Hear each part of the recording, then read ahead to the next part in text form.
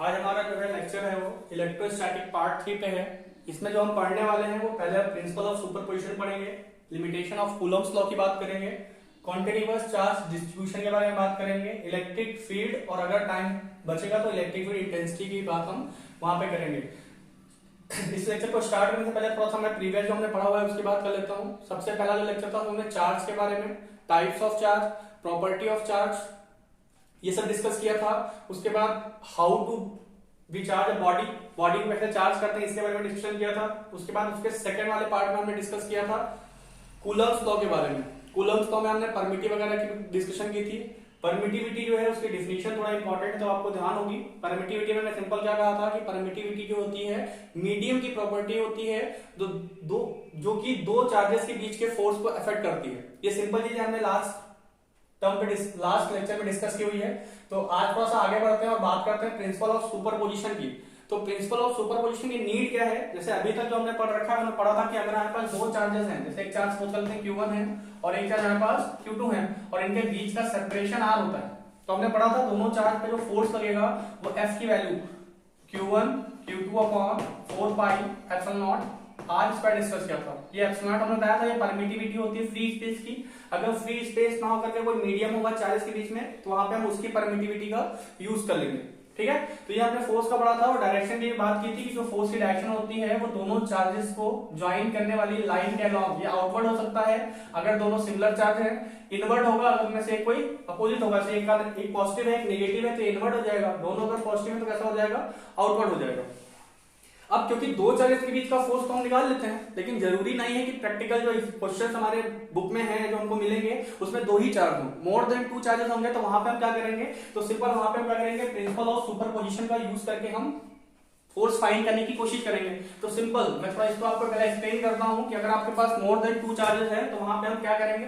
जैसे आप सपोज करें आपके पास Q चार्ज है, Q1 चार्ज है, वो Q2 और Q3 और Q4 ये थ्री चार्जेस से सराउंडेड है। तो यहाँ पे क्या करते हैं, जो हमको नेट फोर्स निकालना होगा, सपोज Q1 पे हमको नेट फोर्स कंप्यूट करना है, तो Q1 पे नेट फोर्स निकालने के लिए हमको सिंपल करना क्या होगा, एकदम सिंपल सा काम है, सारे चार्जेस को हम इस Q1 से ज्वाइन कर देंगे और सबका इंडिविजुअल फोर्स कंप्यूट करेंगे। Q2 जो है वो Q1 पे कितना फोर्स लगाएगा, मान लेते हैं ये फोर्स F2 आता है आउटवर्ड, Q3 कितना लगाएगा, वो इस लाइन के अलॉन्ग लगाएगा, Q3 कितना हो जाएगा आउटवर्ड, ऐसे Q4 इस डायरेक्शन में आपका एक रिपल्सिव फोर्स लगाएगा, वो हो जाएगा आपका Q4। यहाँ पे हमने माना है कि जो चार्जेस पर F4 बोलते हैं इसको और ये आपका कितना है F3। यहाँ पे हम ये मान के चल रहे हैं कि हमारे चार्जेस हैं उनका नेचर कैसा है, सेम है, सारे चार्ज या तो पॉजिटिव है या सारे चार्ज नेगेटिव हैं, तो फोर्सेस कैसे हैं, आउटवर्ड डायरेक्शन में है। अब क्योंकि यहाँ पे Q1 पे तीन फोर्स ऐड कर रहे हैं, आपका F2 भी है, F3 भी है, F4 भी है, तो यहाँ पे सिंपल अगर हमको नेट फोर्स निकालना है Q1 पे, ठीक है, तो आपको सिंपल क्या करना है कि ये जो F2 है और F3 है और F4 इनका क्या करना है, सिंपल वेक्टर सम कर लेना है, ठीक है। यही है आपका प्रिंसिपल ऑफ सुपरपोजिशन, ठीक है। तो प्रिंसिपल ऑफ सुपरपोजिशन की सिंपल सी डेफिनेशन क्या हो जाएगी, force on a charge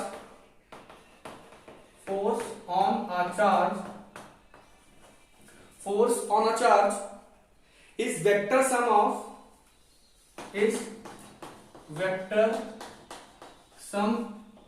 of forces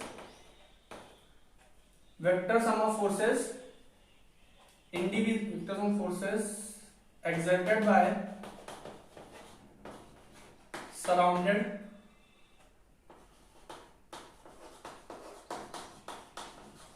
charges, ठीक है। मतलब सिंपल सा कि अगर आपको F1 निकालना मतलब किसी भी चार्ज पे आपको नेट फोर्स कंप्यूट करना है तो उस पे लगने वाले इंडिविजुअल फोर्स का आपको क्या करना है, वेक्टर सम करना है। यही आपका क्या है, प्रिंसिपल ऑफ सुपरपोजिशन है। तो इसकी डिफिनीशन तो इंपॉर्टेंट है ही है और साथ साथ इससे बेस्ड क्वेश्चन भी आपके एग्जाम में कई बार आ चुके हैं। तो क्वेश्चंस का डिस्कशन क्या कहते हैं, लेक्चर के लास्ट में जब लास्ट लेक्चर होगा तो वहां पे हम प्रॉब्लम जब डिस्कस करेंगे तो वहां पे क्वेश्चन सॉल्व करेंगे।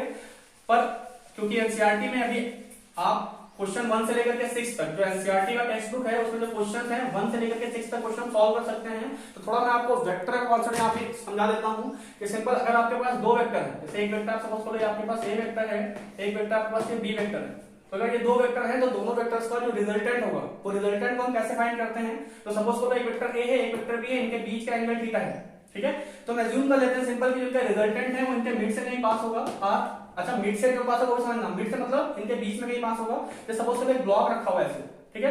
इस पे एक 10 न्यूटन का फोर्स उधर लग रहा है, सबसे पहले 50 न्यूटन का फोर्स उधर लग रहा है, ठीक है। ये 50 है 10 है, तो जाहिर सी बात है जो ब्लॉक होगा वो 50 की तरफ मूव करना चाहेगा, लेकिन क्योंकि 10 का भी इफेक्ट उसे रखना है तो क्या करेगा, ब्लॉक कुछ ऐसे मूव करेगा, 50 की तरफ ज्यादा बेंड होगा और 10 की तरफ थोड़ा सा कम, मतलब रिजल्टेंट जो होगा 50 की तरफ ऐसे झुका हुआ होगा, ठीक है। तो इसी तरह निकालना है कि एक वेक्टर ए है, एक वेक्टर बी है और जो उनका रिजल्टेंट है वो इनके बिटवीन कहीं लाई कर रहा है, ठीक। तो अगर ये आपके पास जो रिजल्टेंट इसका आर हमने माना हुआ है, अगर इस रिजल्टेंट का हम मैग्नीट्यूड निकालना चाहते हैं तो आपने वेक्टर लॉ पढ़ा होगा, उसमें सिंपल सा क्या था मैग्नीट्यूड के लिए अंडर रूट वेक्टर ए का स्क्वायर वेक्टर बी का स्क्वायर प्लस 2ab और इनके बीच के जो एंगल है उनका आपको cos थीटा ले लेना, ठीक। और रिजल्टेंट निकालने का बहुत ही आसान तरीका है, हम मान लेते हैं कि जो आपका रिजल्टेंट है वो b से अल्फा एंगल बना रहा है, जो रिजल्टेंट है ये आपका मान लेते हैं b से अगर अल्फा एंगल बना रहा है तो सिंपल आपको ध्यान रखना है कि tan अल्फा होगा उसकी वैल्यू क्या हो जाएगी, आपको जो एंगल किससे बना रहा है b से, ठीक है। ये ध्यान रखना है कि एंगल आपने किससे लिया, अगर b से लिया है तो b नीचे आ जाएगा, ठीक है।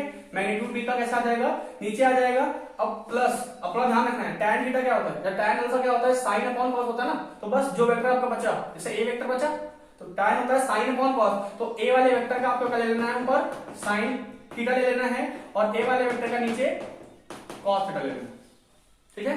यहां पे क्या है, रिजल्टेंट जो है, resultant make angle alpha from vector B, यहाँ पे जो रिजल्टेंट है वो बी से बना रहा है एंगल, ठीक है। अगर यही रिजल्टेंट जो होता है अगर वो ए से एंगल बना रहा होता, सपोज कर लो अगर ए से ये बीटा एंगल बना रहा है सपोज कर लो, तो यहाँ पे क्या आ जाएगा tan बीटा की वैल्यू जाएगी सिंपल सी, वो सिंपल क्या रहेगी आपकी, अब क्योंकि एंगल ए से बन रहा है, ठीक है, तो बस ए अपॉन में आ जाएगा आपका इसका मैग्नीट्यूड, ठीक है।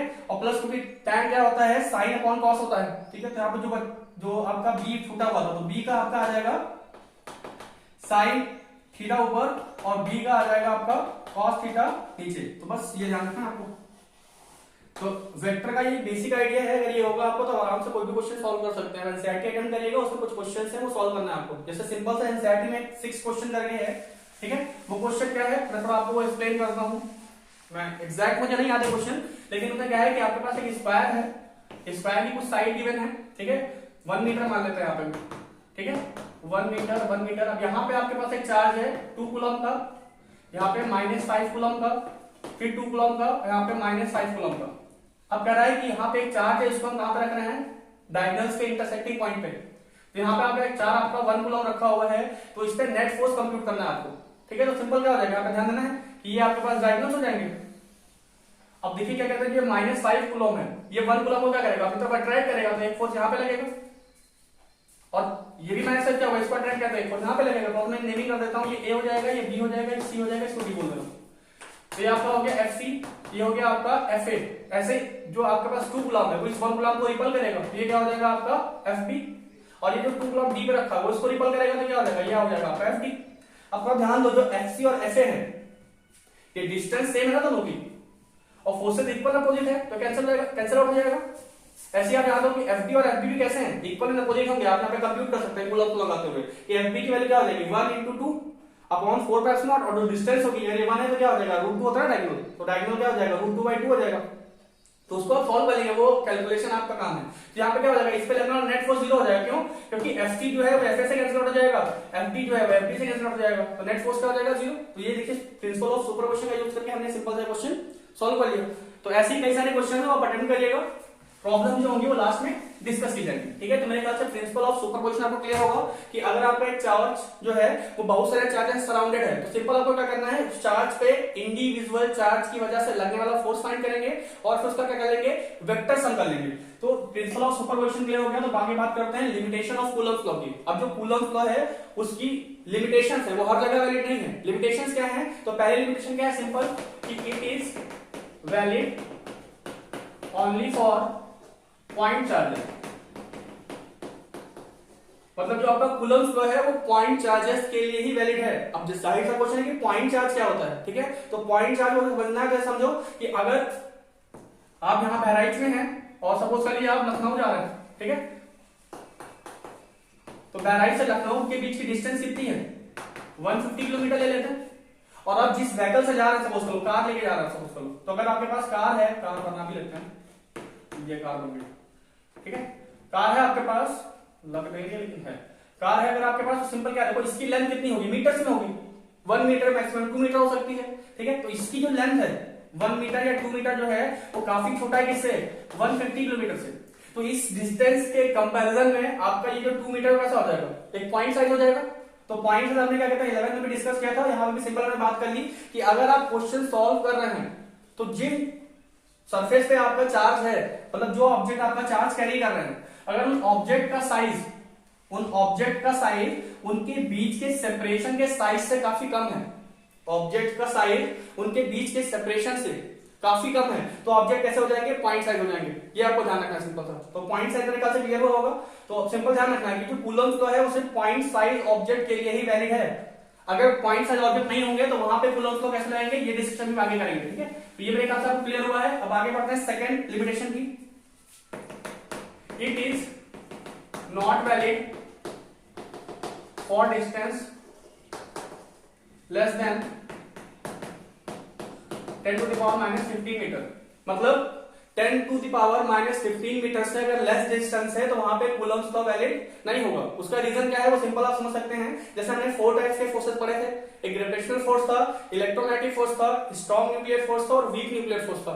तो हमने वहां पे देखा था कि न्यूक्लियस के अंदर क्योंकि प्रोटॉन और न्यूट्रॉन रहते हैं, अब कई सारे प्रोटॉन साथ में रह रहे हैं, उसमें न्यूट्रॉन भी रह रहा है, तो हम देखते हैं कि प्रोटॉन इसको रिपल नहीं कर रहे होते हैं, क्योंकि अगर कूलम्ब का होता तो लाइट चार्जेस क्या होते हैं, इसको रिपल करते हैं। लेकिन हमने क्या देखा, प्रोटॉन रिपल करके यहाँ पे प्रोटॉन में अट्रैक्टिव फोर्स होता है, जो कि स्ट्रॉन्ग न्यूक्लियर फोर्स होता है, ठीक है। तो इस वाले जो अट्रैक्टिव फोर्स को हम कूलम्ब लॉ से एक्सप्लेन नहीं कर पाएंगे। तो हम सिंपल जानते हैं, मतलब लिमिटेशन सेकंड क्या हो जाएगी कि 10 की पावर माइनस 15 मीटर। अगर आपको ये डाटा ये नहीं आ रहा है तो सिंपल लिख दीजिएगा कि न्यूक्लियस के inside the nucleus coulomb law is not valid. तो ये ध्यान रखना है कि न्यूक्लियस के अंदर कूलम्ब लॉ वैलिड नहीं होगा और कूलम्ब लॉ सिर्फ पॉइंट चार्ज ऑब्जेक्ट के लिए ही वैलिड होगा, ठीक है। तो ये दोनों लिमिटेशन आपको ध्यान रखने हैं। अगर एग्जाम में आता है तो सिंपल आप इसको राइट कर सकते हैं। तो अब थोड़ा सा और आगे बढ़ते हैं, कॉन्टिन्यूअस चार्ज डिस्ट्रीब्यूशन की बात करते हैं। जैसे अभी हमने पॉइंट चार्ज की बात की और हमको पता है कि जरूरी नहीं कि हमारे पास पॉइंट चार्ज ही हो, ठीक है। तो अब सिंपल बात करते हैं कि कॉन्टिन्यूअस चार्ज डिस्ट्रीब्यूशन क्या होता है। तो 3 टाइप के डिस्ट्रीब्यूशन है। जैसे पहला क्या है, linear charge distribution. Linear charge distribution क्या है कि अगर आपके पास एक लाइन है, ठीक है, या एक रॉड मान लेते हैं, रॉड पे अगर हमने क्यू चार्ज दे दिया, अब ये जो क्यू चार्ज है अगर ये कंडक्टिंग नोड होगा पूरी जगह पे फैल जाएगा, हर जगह स्प्रेड हो जाएगा, तो अभी ये चार्ज क्या होगा, इस पे डिस्ट्रीब्यूट हो जाएगा। अब अगर ये चार्ज डिस्ट्रीब्यूट होता है तो यहाँ पे चार्ज जो है पॉइंट के फॉर्म में नहीं है, एक लाइन के फॉर्म में है। तो यहाँ पे जो चार्ज वो क्या है, लीनियर चार्ज डिस्ट्रीब्यूशन को फॉलो कर रहे हैं। और लीनियर चार्ज डिस्ट्रीब्यूशन की प्रॉब्लम को सॉल्व करने के लिए हम टर्म डिफाइन करते हैं, लीनियर चार्ज डेंसिटी। अब ये लीनियर चार्ज डेंसिटी क्या होती है, जो सपोज कर लेते हैं ये रॉड की लेंथ अगर L है, ठीक है, तो यहाँ पे जो लीनियर चार्ज डेंसिटी का सिंबल होता है वो लैम्डा होता है, और यहाँ पे जो लैम्डा होगा क्या हो जाएगा, सिंपल Q बाई L। अच्छा, Q बाई L मतलब क्या हो गया कि सिंपल यूनिट लेंथ पे चार्ज होगा, unit charge on unit length is called linear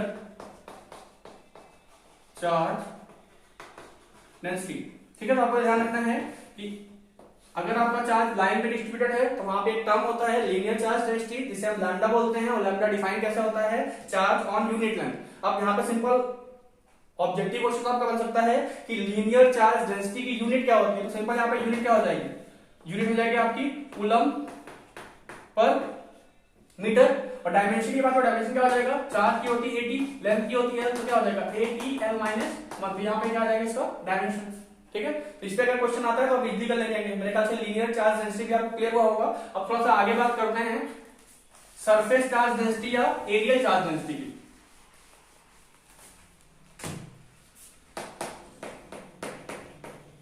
surface और एरियल चार्ज डेंसिटी, जैसे सपोज करो आपके पास एक स्फीयर है, स्फीयर नहीं सॉरी डिस्क है, और एक डिस्क पे हमें क्या कर रहा है, क्यू चार्ज दे दिया।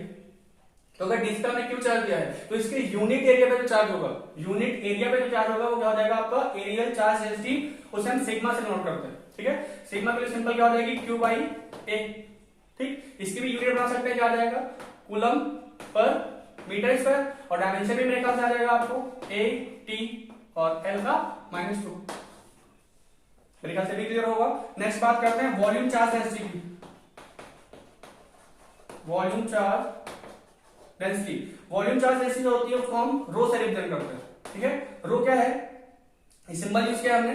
सिंबल का क्या होता है कि अगर आपके पास एक इस तरह सपोज करो, इस तरह हमने चार्ज क्यू दे दिया, इसका वॉल्यूम वी है, ठीक है, तो क्या हो जाएगा सिंबल क्यू बाई वी क्या हो जाएगा आपका वॉल्यूम चार्ज डेंसिटी हो जाएगी। अब अगर आपको डिफिनेशन लिखनी आती है, लिखने को आती है कि वॉल्यूम चार्ज डेंसिटी को डिफाइन करिए, तो सिंपल राइट कर देंगे कि charge on unit volume is called volume charge density, charge on unit area is called areal charge density, charge on unit length is called linear charge density. तो मेरे ख्याल से क्वांटिटीज चार्ज डिस्ट्रीब्यूशन भी आपको clear होगा। Quantities charge distribution का मतलब क्या है कि चार्ज एक पॉइंट पे कंसंट्रेट ना होकर या तो पूरी लाइन पे है या पूरे एरिया पे है या फिर पूरे वॉल्यूम में डिस्ट्रीब्यूटेड है, ठीक है। उसके लिए टर्म्स हमने डिफाइन कर लिए, linear charge density, areal charge density and volumetric charge density, ठीक है। तो ये सारे टर्म्स आपको क्लियर होंगे। अब थोड़ा सा आगे बात करते हैं इलेक्ट्रिक फील्ड की। अब इलेक्ट्रिक फील्ड का कॉन्सेप्ट जो है वो काफी ज्यादा इंपॉर्टेंट है। मैक्सिमम क्वेश्चन जो आपको मिलेंगे आपकी बुक में वो इसी कॉन्सेप्ट मिलेंगे। इलेक्ट्रोस्टैटिक्स में अगर बोलेंगे सबसे इंपॉर्टेंट टॉपिक क्या है, तो ये इलेक्ट्रिक फील्ड का कॉन्सेप्ट सबसे ज्यादा इंपॉर्टेंट है, ठीक है। अब इसको कैसे रिलेट करते हैं, एकदम सिंपल सा लॉजिक है कि अगर आपके पास एक चार्ज है, ठीक है, तो इस चार्ज के अराउंड सपोज करो चार्ज आपके पास है, इस चार्ज को हम सोर्स चार्ज बोलते हैं, सोर्स चार्ज। इस चार्ज के अराउंड आपके पास एक रीजन होगा, इस चार्ज के अराउंड एक रीजन होता है, मैग्नेट होता है, मैग्नेट के अराउंड रीजन होता है ना, जिसमें दूसरा मैग्नेट आता है तो उसको अट्रैक्ट या रिपल करता है। ऐसे इस चार्ज के अराउंड क्या होगा, एक रीजन होगा जिसमें अगर कोई दूसरा चार्ज आता है तो वो या तो उसको अट्रैक्ट करेगा या रिपल करेगा। जैसे अगर इसका नेचर दोनों का सेम होगा तो रिपल करेगा, अपोजिट नेचर होगा तो क्या करेगा, अट्रैक्ट करेगा। तो सिंपल इलेक्ट्रिक फील्ड क्या डिफाइन करते हैं कि the region around a charge, the region around a charge in which another charge experience force of attraction और रिपल्शन। मतलब सिंपल सा, किसी भी चार्ज के अराउंड का वो रीजन जिसमें कोई दूसरा चार्ज फोर्स ऑफ अट्रैक्शन और रिपल्शन फील करता है इस चार्ज की वजह से, वो रीजन क्या होता है आपका इलेक्ट्रिक फील्ड होती है, ठीक है। उसको आप रीजन बोल सकते हैं, स्पेस बोल सकते हैं कि किसी भी चार्ज के अराउंड वो स्पेस जिसमें कोई दूसरा चार्ज फोर्स ऑफ अट्रैक्शन या रिपल्शन फील करता है, उस रीजन को क्या बोलते हैं इलेक्ट्रिक फील्ड। अब सिंपल सी बात है, इलेक्ट्रिक फील्ड को अगर हम मेजर करना चाहते हैं तो इलेक्ट्रिक फील्ड को मेजर करने के लिए हम एक टर्म बनाते हैं इलेक्ट्रिक फील्ड इंटेंसिटी।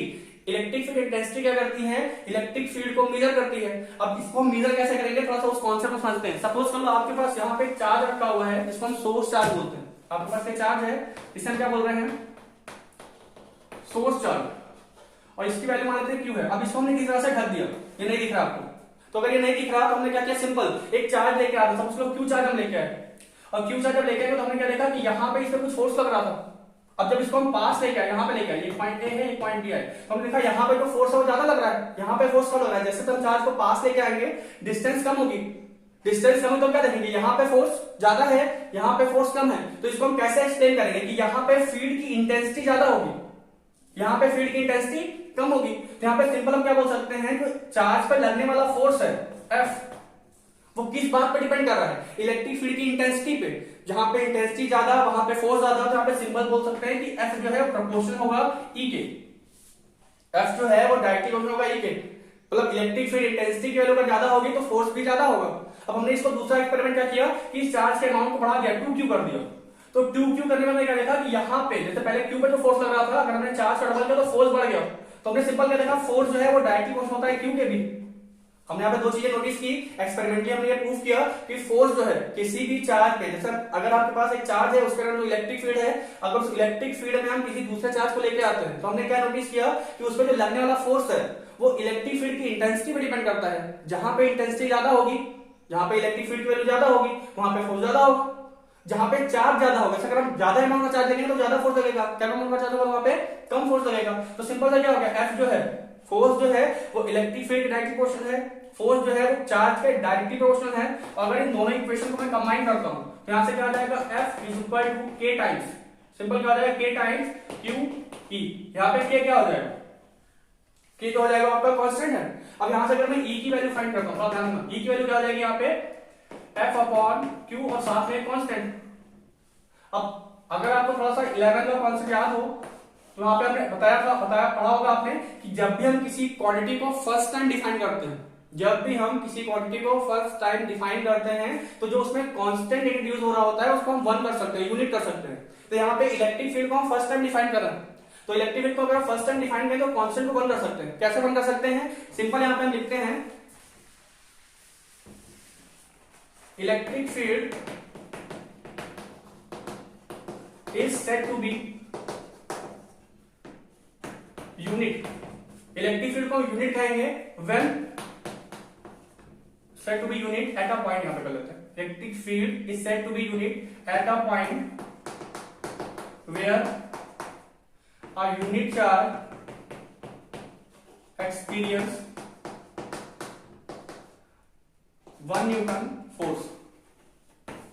सिंपल क्या होगा कि electric field is said to be 1 unit, जो इलेक्ट्रिक फील्ड है उसको हम 1 यूनिट बोलेंगे। कब? जब 1 कूलम का चार्ज है आपका, यूनिट चार्ज, वो कितना फोर्स एक्सपेंड करेगा? 1 न्यूटन का। तो यहाँ पे अगर वैल्यू पुट करते हैं, इलेक्ट्रिक फील्ड 1 न्यूटन हो गई, इलेक्ट्रिक फील्ड 1 न्यूटन पर कूलम हो गई, फोर्स आपका 1 न्यूटन हो गया, चार्ज आपका 1 कूलम हो गया। तो यहाँ पे क्या था के, तो यहाँ पर ध्यान दो, यहाँ पे क्या हो जाएगा, सारी चीजें 1 है तो के की वैल्यू क्या हो जाएगी 1, तो कांस्टेंट यहाँ पे कैसा हो गया 1 हो गया।